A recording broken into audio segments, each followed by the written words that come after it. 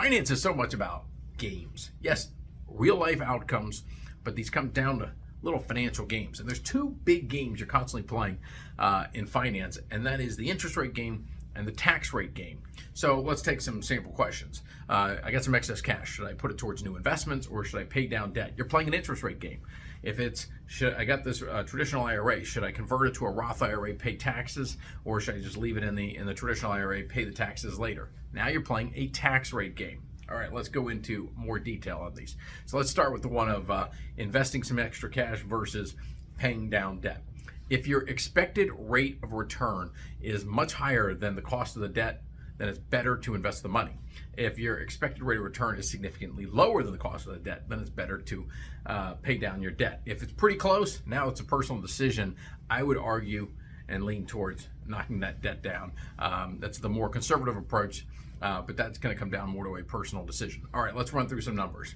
If this is your expected rate of return and this is your cost of debt, then it's better to invest the money. If this is your expected rate of return and this is the cost of your debt, then it's better to pay down the debt. And if it's this, now all of a sudden it's a toss-up.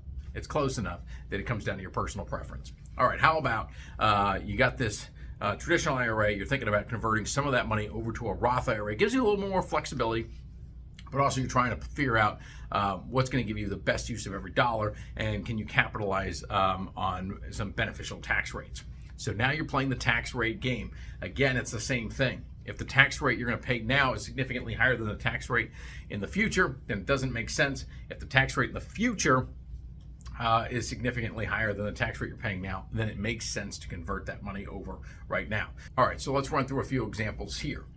If this is your current tax rate and this is your expected tax rate in the future, then it doesn't make sense to convert the money. However, if this is your tax rate now and this is your expected tax rate in the future, now it does make sense to do the Roth conversion. Again, there's several other factors to consider for sure, but this is a great starting place to figure out what types of moves might make sense. If you have questions, reach out.